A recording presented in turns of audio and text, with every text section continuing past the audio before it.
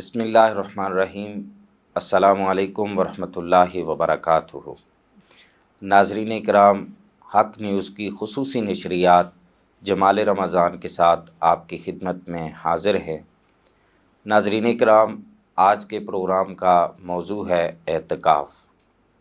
اللہ رب العزت قرآن کریم فرقان حمید میں ارشاد فرماتے ہیں، وَأَعِدْنَا إِلَىٰ إِبْرَاهِيمَ وَإِسْمَاعِيلَ أَن طَهِّرَ بَيْتِيَ لِلطَّائِفِينَ وَالْعَاكِفِينَ وَالرُّكَّعِ السُّجُودِ، کہ ہم نے ابراہیم اور اسماعیل کو یہ حکم دیا کہ وہ ہمارے گھر یعنی بیت اللہ کو پاک کر دیں۔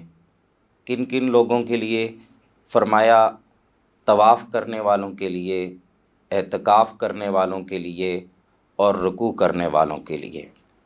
اللہ رب العزت کے اس حکم سے ایک بات روز روشن کی طرح عیاں ہوتی ہے کہ یہ جو اعتکاف ہے یہ پہلی امتوں میں بھی رائج تھا، اور پہلی امتوں کے لوگ بھی اعتکاف کے ذریعے سے قرب خداوندی حاصل کرتے تھے۔ اس کی بہت سی شرائط بھی ہیں، اس کے بہت سے مسائل بھی ہیں۔ اس موضوع پر گفتگو کے لیے ہم نے اپنے اسٹوڈیو میں دعوت دی ہے ملک پاکستان کی عظیم مذہبی اور سماجی شخصیت جناب حضرت علامہ سید ساجد گیلانی۔ آپ کا میں شاہ صاحب شکریہ ادا کرتا ہوں کہ آپ نے ہمارے چینل کے لیے وقت نکالا۔ آپ کے ساتھ تشریف فرما ہیں ملک پاکستان کے معروف ثناخوان جناب شہریار نقشبندی صاحب۔ میں آپ کا بھی شکریہ ادا کرتا ہوں کہ آپ نے ہمارے چینل کے لیے وقت دیا۔ گفتگو کا سلسلہ شاہ صاحب سے شروع کرتے ہیں۔ شاہ صاحب، سب سے پہلے تو ہمارے سننے والوں کو یہ بتائیے کہ یہ اعتکاف کیا ہے اور اس کا حکم اللہ رب العزت نے کیا فرمایا ہے؟ بسم اللہ الرحمن الرحیم۔ قریشی صاحب بہت شکریہ، اور آپ کی پوری اس ٹیم کا بہت شکریہ کہ رمضان المبارک کے اس مبارک مہینے میں آپ اپنے ناظرین کو دین اسلام سے آگاہی کے لیے خوبصورت پروگرام کا انعقاد کرتے ہیں۔ آج کا موضوع چونکہ اعتکاف ہے، رمضان المبارک کا مہینہ برکتوں والا ہے، عزتوں والا ہے، رفتوں والا ہے۔ اس کا پہلا عشرہ رحمت ہے، دوسرا مغفرت ہے، تیسرا عشرہ جہنم سے آزادی کا ہے، پھر بے شمار نعمتیں پروردگار نے ہم سب کو اس مہینے میں عطا فرمائی ہیں۔ جی ہاں، بالکل۔ ان ساری نعمتوں کے ساتھ ساتھ ایک اور نعمت جو رب العالمین نے ہمیں عطا فرمائی ہے وہ ہے اعتکاف۔ اعتکاف بنیادی طور پر دنیا کے سارے معاملات سے منقطع ہو کر اللہ کی طرف متوجہ ہونے کا نام ہے۔ سبحان اللہ۔ اعتکاف جو نبی پاک علیہ الصلوۃ والسلام کی سنت ہے، یہ مخلوق خدا سے لا تعلق ہونے کا نام ہے۔ اعتکاف بندے کو اپنے دل کے تمام محلوں میں اللہ کو آباد کرنے کے لیے ایک عظیم تحفہ دیا گیا ہے۔ اللہ اکبر، کیا خوبصورت بات کہی۔ اعتکاف اپنی سوچ کو بحر ریاضت میں غسل دینے کا نام ہے۔ اللہ اکبر۔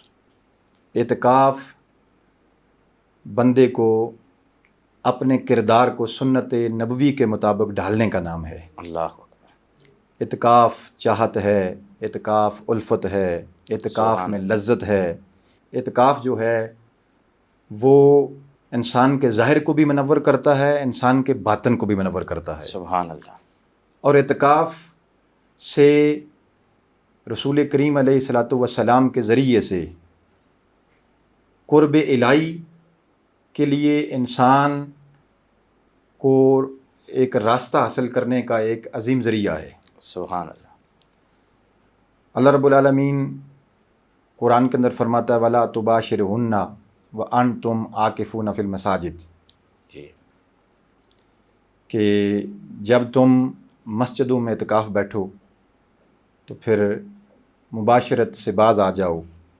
اور پھر جو آیہ کریمہ آپ نے بنیادی طور پر تلاوت فرمائی کہ واحدنا الی ابراہیم و اسماعیل ان طاہر بیتیہ للطائفین والعاکفین والرکع السجود، کہ اللہ رب العالمین نے اپنے نبیوں کو حکم دیا اللہ کہ اکبر، تم میرے گھر کو اعتکاف والوں کے لیے، رکوع کرنے والوں کے لیے، سجود کرنے والوں کے لیے، قیام کرنے والوں کے لیے پاک کر دو، صاف ستھرا کر دو۔ سبحان اللہ، نبی پاک علیہ الصلاۃ والسلام کی امت کو یہ تحفہ جو دیا گیا ہے، آقا علیہ الصلاۃ والسلام نے اپنی زندگی میں، پوری زندگی کے اندر آقا علیہ السلام کا یہ معمول رہا ہے کہ آپ رمضان المبارک کے آخری عشرے میں اعتکاف بیٹھا کرتے تھے۔ سبحان اللہ، آخری 10 روز آقا علیہ السلام اعتکاف کیا کرتے تھے، اور 1 سال آقا علیہ السلام نے اعتکاف نہیں کیا، اور اللہ دوسرے سال نبی پاک علیہ السلام نے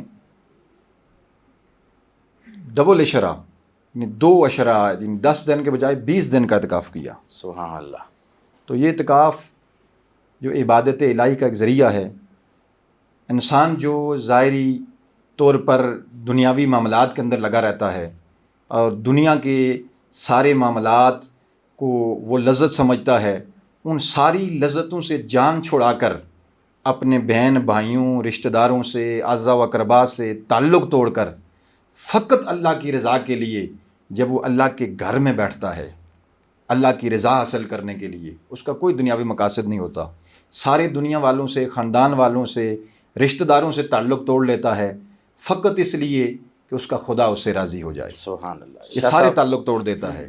میں چاہوں گا جیسے کہ کچھ لوگوں کا یہ معمول ہے، اور بعض احادیث نبویہ میں بھی یہ بات ہمیں ملتی ہے کہ کبھی آقا علیہ الصلوۃ والسلام نے پورا مہینہ اعتکاف فرمایا، کبھی 20 دن اور کبھی 10 دن۔ اس اعتبار سے پھر کچھ لوگ جو ہے وہ نظر بھی مانتے ہیں اعتکاف کی، تو میں چاہوں گا کہ ہمارے سننے والوں کو آپ یہ بتائیں کہ اس کی بنیادی طور پر کتنی اقسام ہیں؟ اعتکاف کی بنیادی طور پر 3 اقسام ہیں۔ جی، کوئی نظر مانی جائے اور نظر پوری ہو جائے تو وہ اعتکاف جو ہوتا ہے اس کو واجب کہتے ہیں، اور دوسرا اعتکاف جو سنت ہے، یہ رمضان المبارک میں کیا جاتا ہے، اور نبی پاک علیہ السلام کی سنت کے مطابق یہ اعتکاف آخری 10 دنوں میں۔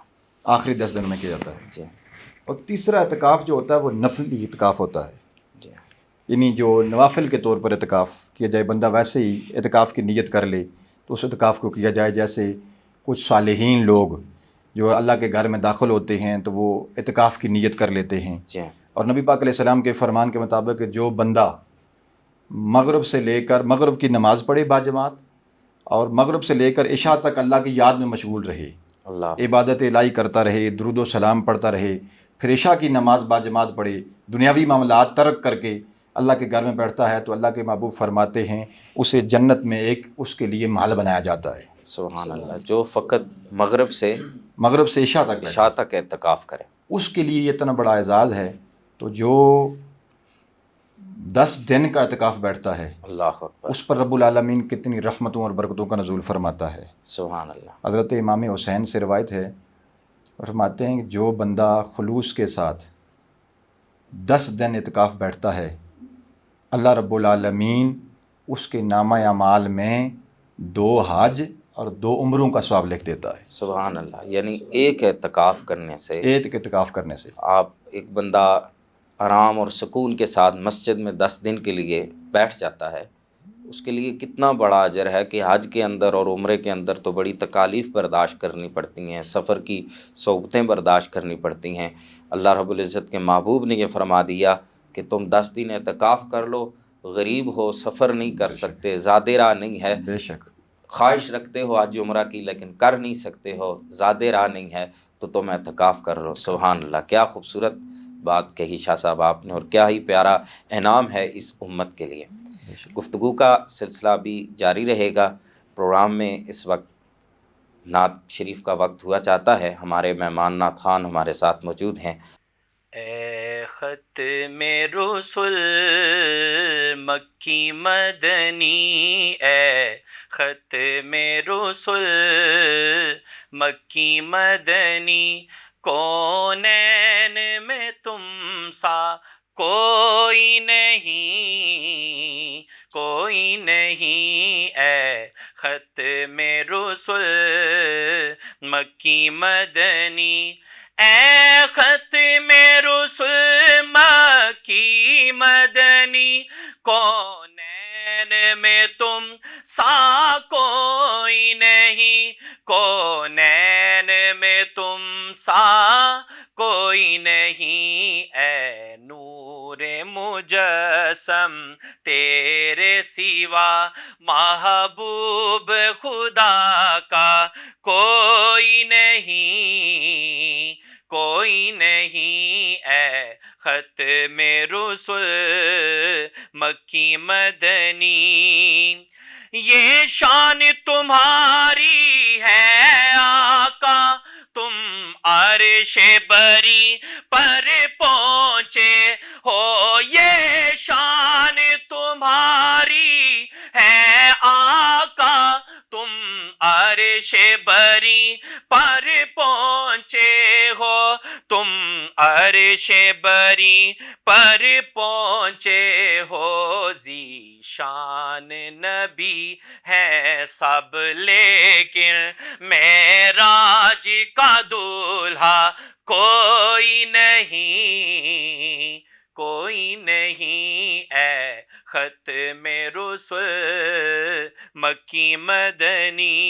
قبلہ شاہ جی شعر دیکھیے گا، شاعر نے کیا خوبصورت شعر لکھا، دل کس کو دکھائیں چیر کے ہم، اسیاں کا مداوا کون کرے، دل کس کو دکھائیں چیر کے ہم، اسیاں کا مداوا کون کرے، اسیاں کا مداوا کون کرے، اے رحمت عالم تیرے سوا دکھیوں کا سہارا کوئی نہیں، کوئی نہیں، اے ختم رسل مکی مدنی۔ اس کلام کا آخری شعر اور بڑا خوبصورت شعر، اس کلام کی جان ہے یہ شعر، خیرات محمد سے پا کر، خیرات محمد سے پا کر، کس ناز سے کہتے ہیں منگتے، خیرات محمد سے پا کر، کس ناز سے کہتے ہیں منگتے، کس ناز سے کہتے ہیں منگتے، دکھیوں پہ کرم کرنے والا، دکھیوں پہ کرم کرنے والا، سرکار سے اچھا کوئی نہیں، کوئی نہیں، اے ختم رسل مکی مدنی۔ ماشاءاللہ بڑا ہی پیارا کلام آپ نے پیش فرمایا۔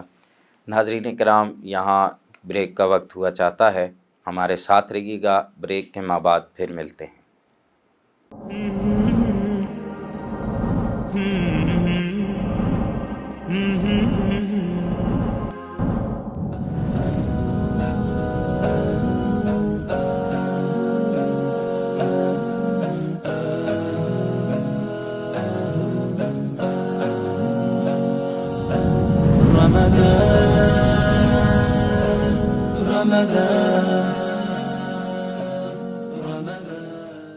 ناظرین کرام، پروگرام میں ایک بار پھر آپ کو خوش آمدید کہتے ہیں۔ گفتگو کا سلسلہ جاری تھا۔ شاہ صاحب، سنت اعتکاف جو ہے اس کی کچھ شرائط جو ہیں وہ فقہ کی کتابوں میں بیان ہوئی ہیں، میں چاہوں گا کہ آپ ہمارے سننے والوں کو بتائیں کہ اس کی بنیادی طور پر کون سی شرائط ہیں۔ جی قریشی صاحب، یہ اتنی بڑی عبادت ہے کہ جس سے 2 حج اور 2 عمروں کا ثواب ملتا ہے، تو لازمی بات ہے پھر اس کی کوئی شرائط بھی ہوں گی۔ جی، یعنی جو بندہ غریب ہے، دل میں تڑپ ہے حج کرنے کی، عمرہ کرنے کی، وہ نہیں کر سکتا، تو وہ یہاں بیٹھے ہی اس کو وہ اجر و ثواب مل جاتا ہے۔ سبحان تو اللہ۔ اس لیے کچھ شرائط ایسی ہوتی ہیں جو اس کو پورا کرنا پڑتی ہیں۔ جس طرح حج و عمرہ کرنے کے لیے انسان جاتا ہے تو بندہ احرام میں ہوتا ہے، جی تو وہ اس کی پابندی کرنا پڑتی ہے، زاد راہ ہونا ضروری ہے، پھر اور بہت ساری سفر کرنا پڑتا ہے، سعی کرنا پڑتی ہے۔ تو اس کے لیے بنیادی طور پر جو اعتکاف کی ہمارے فقہاء نے شرائط بیان کی ہے، انہوں نے کہا ہے تو اعتکاف وہ بندہ بیٹھے جو مسلمان ہو، جی یعنی جو پہلی مسلمان شرط ہوتا ہے اسلام پہلی شرط یہ ہے کہ اسلام ہونا ضروری ہے۔ جی، غیر مسلم جتنا بندہ اعتکاف بیٹھ جائے وہ اس کا اعتکاف قبول نہیں ہے، کیونکہ مسلمان ہونا یہ ضروری ہے۔ کانسیپٹ عیسائیت کے اندر بھی پہلے جی تھا، پایا جاتا جس ہے، کو منع کیا گیا کہ لا رہبانیت فی الاسلام، جی بالکل، تو اس سے منع کر کے یہ بتا دیا کہ اسلام کے لیے بہرحال ضروری ہے اسلام میں کہ مسلمان ہو، اس کا مسلمان ہونا ضروری ہے۔ تو دوسری شرط یہ ہے کہ بالغ ہونا ضروری ہے، جی یعنی ہمارے ہاں چونکہ رواج یہ ہے کہ کئی بچے ایسے ہوتے ہیں کہ جن کو کچھ پتہ ہی نہیں ہوتا ہے کہ اعتکاف ہے کیا چیز ہے اور اس کی کیا حیثیت ہے اور کیا مقام و درجہ ہے۔ ہاں، وہ ایک دوسرے کی سنگت یاری میں آ سنگت کے اور یاری میں آ دوست کے یار بیٹھ سارے جاتے ہیں، محلے کے اکٹھے ہوتے ہیں، جی خاص کر کے وہ شہروں میں تو وہ گپ شپ میں مصروف ہو جاتے ہیں معاملات، اس لیے بالغ ہو یا بلوغت کی حد تک پہنچا ہوا ہو، جی تو یہ دوسری شرط بیان کی ہے۔ تیسری شرط جو ہمارے فقہاء نے بیان کی ہے اس میں کہا ہے کہ پاکیزگی کا ہونا ضروری ہے، جی، یعنی بدن پاک ہو، کپڑے پاک ہوں، پاک صاف ہو، لباس پاک ہو، خود پاک صاف ستھرا ہو، طیب و طاہر ہو، اور اللہ کے گھر میں ہے چونکہ ویسے بھی پاک ہو کر اللہ کے گھر میں جاتا ہے۔ جی تو بعد فقہاء نے پھر یہ بھی یہاں بھی بیان کیا ہے کہ مسجد کا ہونا ضروری ہے، جی، کہ اعتکاف یعنی مسجد میں سنت بیٹھا جائے۔ اعتکاف سنت یعنی کہ اعتکاف یہی ہے مسجد کہ میں، مسجد میں بیٹھا جائے، کیونکہ اللہ کا گھر ہے۔ تو شیطان تو جو چھوٹے چھوٹے شیطان ہوتے ہیں نا، وہ کوشش اللہ کے گھر میں چونکہ ان کا وہ ایک اظہار ہوتا ہے تو وہاں پر انسان پر اس طرح قابو نہیں پا سکتے ہیں، جی ہاں۔ تو اس لیے بندہ ویسے بھی اللہ کی یاد میں مشغول ہوتا ہے۔ شاہ صاحب، ہمارے لوگوں کے ذہنوں میں ہوتا ہے، بالخصوص اس سال تو چلے موسم اچھا ہے، اس سے گزشتہ سال اور گزشتہ سے پیوستہ سال، کیونکہ رمضان المبارک میں ہمارے ملک پاکستان کے اندر شدید گرمی ہوتی تھی، تو پھر اس میں لوگ پریفر کرتے ہیں کہ پسینہ آتا ہے تو وہ غسل لینے کی کوشش کرتے ہیں یا غسل لیتے ہیں۔ تو اس کے بارے میں ہمارے سامعین کو بتائیے کہ معتکف شخص جو ہے بغیر کسی ضرورت اور عذر کے کیا وہ غسل کر سکتا ہے؟ جی قریشی صاحب، یہ آپ نے بہت اچھی بات کی ہے۔ ہمارے فقہاء نے جو کہا ہے کہ وہ بغیر ضرورت کے اعتکاف کی حالت میں غسل نہیں کر سکتا، یعنی جب ضروری نہ ہو تو غسل نہ غسل نہ کرے۔ یہ گویا کہ جیسے محرم شخص جو احرام باندھے ہوئے ہوتا ہے، بالکل اس کے لیے جیسے غسل کرنا اور خوشبو وغیرہ لگانا منع ہے، منع ہے، اسی تو طرح اس کے لیے بھی غسل کرنا درست معتکف نہیں کے ہے۔ لیے بھی یعنی یہ بلکہ چیزیں ایک منع۔ حدیث میں آتا ہے کہ نبی پاک علیہ الصلوۃ والسلام حضرت ام المومنین سیدہ عائشہ صدیقہ سلام اللہ علیہا، آپ ایک حدیث میں آتا ہے کہ نبی پاک علیہ السلام نے مسجد سے اپنا سر مبارک باہر نکالا اور سر مبارک کو دھلایا، جی، تو یعنی مسجد سے باہر بھی نہیں نکلا گیا اور سر مبارک کو آقا علیہ السلام نے سر سے باہر، امت کو تبلیغ تھی یہ، تاکہ وہ اعتکاف کے دوران مسجد سے باہر بھی نہ نکلیں اور بغیر ضرورت کے۔ بہرحال غسل کے بارے میں ہمارے فقہاء نے کہا کہ غسل نہ دیا جائے، غسل یعنی بغیر ضرورت کے غسل نہ غسل نہ لیا دیا جائے۔ جائے۔ اچھا، ایک چیز جو بڑی بہت زیادہ ہے آج کل کے معاشرے میں، اور یہ لوگ اکثر سوال بھی کرتے ہیں، وہ یہ ہے کہ کیا یہ اگر کوئی بندہ معتکف ہو اور اس کے عزیز و اقربا میں کوئی فوتگی ہو جائے تو کیا وہ شخص جنازے میں شرکت کر سکتا ہے؟ جی ہمارے فقہاء نے جہاں تک لکھا ہے وہ کہتے ہیں کہ جو بندہ معتکف ہے، اعتکاف میں بیٹھا ہوا ہے، تو وہ جنازے میں شرکت نہیں کر سکتا، یعنی بغیر ضرورت کے وہ اللہ کے گھر سے باہر نہیں نکل سکتا، یعنی ضروریات اصلیہ کے بغیر وہ اللہ کے گھر سے باہر نہیں نکل سکتا، باہر نہیں نکل سکتا۔ بعد ہاں یہ ہوتا ہے کہ ہمارے نوجوان یہ ہوتے ہیں کہ فقہاء نے تو یہاں تک لکھا ہے کہ ہمارے نوجوانوں کا عموماً یہ ماحول ہوتا ہے کہ مسجد وہ جگہ ہوتی ہے جہاں پر انسان جوتے اتار کے داخل ہو جائے اور یہاں پر نماز ادا کی جاتی ہے، تو ہمارے نوجوان جو ہوتے ہیں تو بعد ہاں آج کا جو ماحول ہے تو اس میں سگریٹ نوشی بھی کرتے ہیں اور معاملات ہوتے ہیں، تو وہ پھر مسجد کے واش روموں میں آ کر تو وہ یہ کام دیتے ہیں، تو اس سے بھی منع فرمایا، یہ بھی درست نہیں ہے، اس سے بھی اعتکاف ہمارے فقہاء نے غیر ضروری طور پہ غیر مسجد سے ضروری طور پر نکلنا مسجد سے نکلنا بالکل انہوں نے جائز نہیں لکھا ہے، درست نہیں ہے۔ اچھا، یہ تو بڑی خوبصورت بات کہی آپ نے، رہنمائی فرمائی۔ میں چاہوں گا کہ اس بارے میں بھی کچھ رہنمائی فرمائیں کہ یہ جو موبائل کا استعمال بہت زیادہ ہو گیا ہے، شاید لوگوں کے ہاں یہ بات رائج ہو چکی ہے کہ ہم مسجد سے باہر تو نہیں جاتے، کسی سے ملتے تو نہیں ہیں، لیکن فون پہ اگر بات کر لیں تو کیا کہتے ہیں آپ، یہ ایک جدید مسائل میں بھی آ جاتا ہے کہ اعتکاف کی حالت میں کیا بندہ موبائل استعمال کر سکتا ہے؟ قریشی صاحب، اعتکاف کا بنیادی جو مقصد ہے وہ یہ ہے کہ بندہ دنیا کے سارے معاملات سے تعلق توڑ کر اللہ کی یاد میں محو ہو جائے، اللہ اکبر، کیا خوبصورت اللہ بات کی ہے۔ یاد سے مانوس ہو جائے جی ہاں، اور رب ذوالجلال کی یاد میں مشغول رہے، عبادت و ریاضت میں مشغول رہے۔ لازمی بات ہے اگر موبائل ہوگا تو پھر موبائل آپ کو یہ پتہ تو ہے کہ بہت بڑا اس کے سوشل اس میڈیا کا پر سارے معاملات، اور نوجوانوں کے اندر یہ عام ہو جائے، بے شمار سوشل نوجوان ریلیشن بیٹھ کا ایک جاتے ہیں، ذریعہ ہے یہ موبائل، تو پھر بالکل اس سے ذریعہ ہے، تو بہت سارے نوجوان بیٹھ جاتے ہیں۔ تو کچھ موبائل تو ضروری نہیں ہے، چونکہ اللہ سے تعلق جوڑنا ہے تو پھر دنیا سے تعلق توڑ کر آنا ہے، چونکہ بیوی بچے ماں باپ رشتہ دار سب سے تعلق توڑ کر آئے ہیں صرف رب سے، خالق سے تعلق جوڑنے کے لیے۔ جی ہاں، پھر موبائل پر تو آج ساری دنیا نظر آتی ہے، جی ہاں، پھر تعلق کیسے ٹوٹے گا؟ تو اس لیے یہ موبائل بھی استعمال نہیں کرنا چاہیے۔ جی۔ تو آج کے جو شاہ ہمارے صاحب، علماء بزرگ ہمارے ہیں یہاں فرماتے ہیں، دیہاتوں میں بالخصوص یہ مسائل پیش آتے ہیں کہ پورے دیہات میں جو ہے وہ کہیں دور دراز ایک جو ہے وہ جامع مسجد ہوتی ہے، شہروں میں تو جامع مسجد بہرحال اکثر مساجد جو ہوتی ہیں وہ ان میں جمعہ ہوتا ہے، لیکن دیہات کا معاملہ تھوڑا اس سے مختلف ہوتا ہے۔ تو لوگوں کے ذہنوں میں یہ سوال بھی ہوتا ہے کہ کیا ایسی مسجد میں بھی اعتکاف کیا جا سکتا ہے کہ جہاں جمعہ کی نماز نہ ہوتی ہو؟ اچھا، یہ بہت آپ نے خوبصورت بات کی ہے۔ یہ دیہاتوں کے اندر چونکہ عموماً مسجدیں جامعہ نہیں ہوتی ہیں، جی، تو ہمارے فقہا نے لکھا ہے کہ جمعہ پڑھنے کے لیے وہ دوسری جامع مسجد میں بندہ جا سکتا ہے، چونکہ یہ ضروریات اصلیہ میں سے ہے، جی، اور جمعۃ المبارک چونکہ فرض نماز ہے تو اس کے لیے وہ جا سکتا ہے، جمعہ کی نماز پڑھے اور نماز پڑھ کے واپس آ جائے۔ یعنی اس سے یہ بات بھی ثابت ہو جاتی ہے کہ ایسی مسجد میں اعتکاف بیٹھ سکتے ہیں جہاں جمعہ نہ ہوتا ہو۔ جی بالکل بیٹھ یعنی سکتے ہیں، اس کے کوشش کریں کہ جس مسجد میں باجماعت نماز ہو اس میں اعتکاف بیٹھا جائے، لیکن آپ غیر جامع مسجد میں بھی جمعہ اعتکاف بیٹھ سکتے ہیں، اور اعتکاف کے لیے آپ جب جمعہ کا وقت آئے تو جمعہ پڑھنے کے لیے آپ جامع مسجد میں جا سکتے ہیں۔ جی ہاں، یہ تو بڑی خوبصورت بات ہے۔ رمضان المبارک میں ایک شخص اعتکاف کرتا ہے، اس کا تو بہرحال روزہ ہوتا ہے کہ یہ فرض روزہ ہے، روزہ چھوڑنے سے تو ویسے بھی یہ روزے کا گناہ ہے، پھر اعتکاف تو ممکن ہی نہیں ہے۔ تو اگر غیر رمضان میں اگر کوئی شخص اعتکاف کرے تو کیا اس اعتکاف نفلی اعتکاف کے لیے بھی کیا روزہ جو ہے وہ شرط ہے؟ ہمارے فقہا نے یہاں تک لکھا ہے کہ نفلی اعتکاف کے لیے روزے ضرورت نہیں ہے روزے جی کی، لیکن جو اعتکاف واجب ہے، مثلا کو یعنی وہ نظر مانی ہوئی تھی جی ہاں، تو وہ نظر پوری ہو گئی تو وہ اعتکاف کر رہا ہے، تو نظر کا اعتکاف جو ہے واجب ہے تو اس واجب کے لیے روزہ رکھنا ضروری ہے۔ ماشاءاللہ، بڑی خوبصورت بات کہی آپ نے۔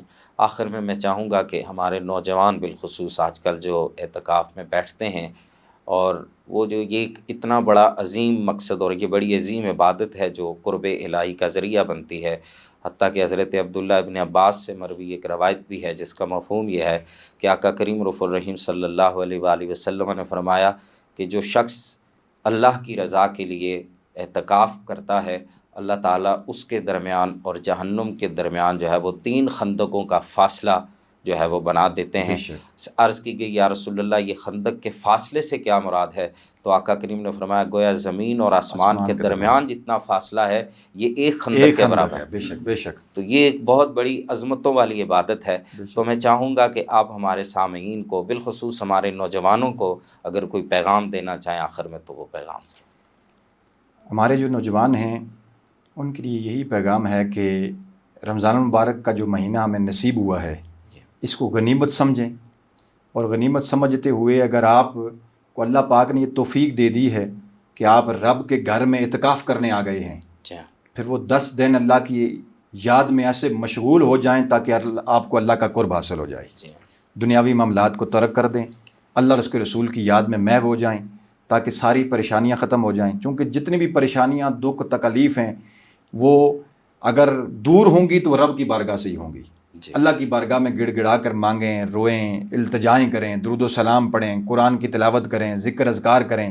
آج کل ویسے بھی آپ کو پتہ ہے یہ بیماری پھیلی ہوئی ہے، اور ویسے بھی نوجوانوں کو یہ یاد رکھنی چاہیے، ہمارے نوجوانوں کے اندر شاید ذہن میں یہ بات آ گئی ہے کہ بوڑھوں نہیں مرنا ہے، تو اب تو یہ بات چونکہ سوشل میڈیا کے ذریعے عام ہو چکی ہے کہ آتے ہوئے ہر بندے کا ایک وقت مقرر ہے، یعنی باپ پہلے آتا ہے، بیٹا بعد میں آتا ہے، یعنی باپ ہوتا ہے تو بیٹا ہوتا ہے، لیکن جاتے ہوئے کیا پتہ بیٹا بھی، باپ بھی زندہ ہوتا ہے، دادا بھی زندہ ہوتا ہے، بیٹا چلا جاتا ہے دنیا سے، یعنی جانے کا کوئی وقت نہیں ہے۔ پتہ اس نہیں لیے ہے اس کا۔ اللہ کی یاد میں مشغول ہونا چاہیے اور عبادت میں مشغول ہونا چاہیے۔ ویسے بھی یہ بیماری جو آئی ہوئی ہے اس نے بڑے بڑے حسین جوانوں کی جان لے لی ہے، تو اس لیے اللہ کا خوف رکھتے ہوئے اس عبادت میں، یہ غنیمت مہینہ مل گیا ہمیں رمضان کا، اس میں عبادت اور ریاضت کر کے اللہ کو راضی کرنا چاہیے، اللہ اور اس کے رسول کا قرب حاصل کر لیں، اسی میں کامیابی ہے۔ سبحان اللہ، کیا خوبصورت نصیحت فرمائی شاہ صاحب آپ نے۔ ناظرین کرام، آخر میں پھر ہمارے پروگرام میں ایک نعت شریف ہوتی ہے، تو میں اپنے مہمان نعت خان سے گزارش کروں گا کہ آپ برگاہ رسالت مآب صلی اللہ علیہ وسلم میں اپنی حاضری پیش کریں۔ بے مثل صحابہ ہیں سارے، نا آل کے جیسا کوئی ہے، بے مثل صحابہ ہیں سارے، بے مثل صحابہ ہیں سارے، نا آل کے جیسا کوئی ہے، کیسے کوئی یہ کہہ سکتا ہے کہ لجپالے کے جیسا کوئی ہے، کیسے کوئی یہ کہہ سکتا ہے کہ لجپالے کے جیسا کوئی ہے، بے مثل صحابہ ہیں سارے، جو تن من دن قربان کرے، جو نیزے پہ قرآن پڑھے، جو تن من دن قربان کرے، جو نیزے پہ قرآن پڑھے، جو نیزے پہ قرآن پڑھے، بتلاؤ مجھے اس حیدر کے، اس لال کے جیسا کوئی ہے، بے مثل صحابہ ہیں سارے۔ بڑا خوبصورت شعر۔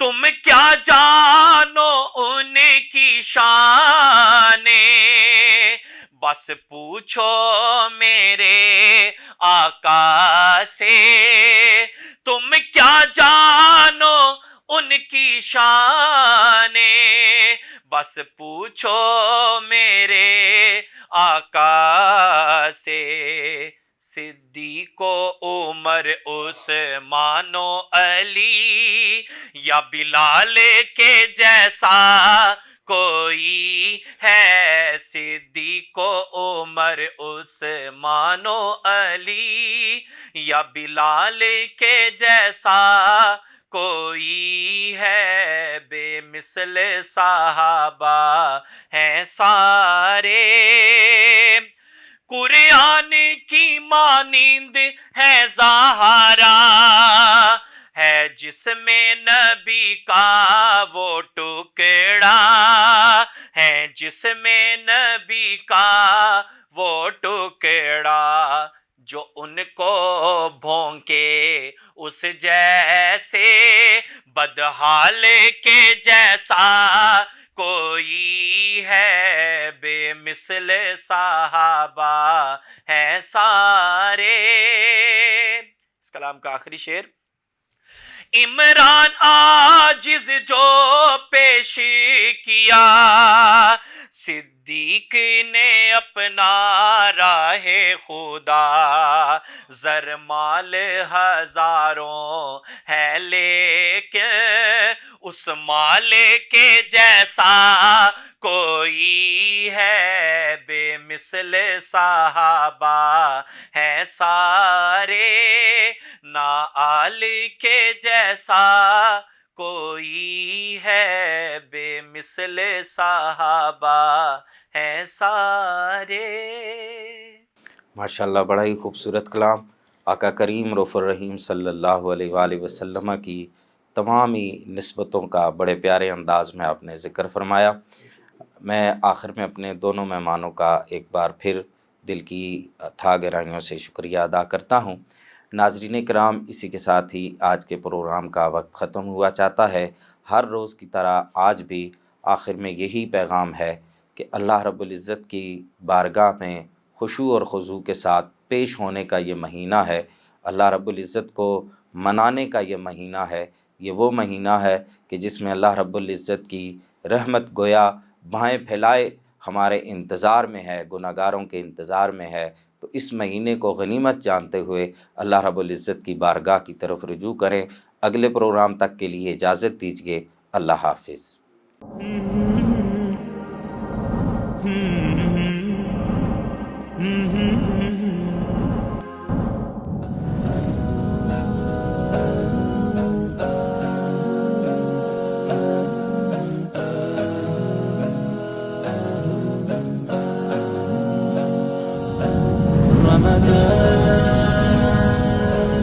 رمضان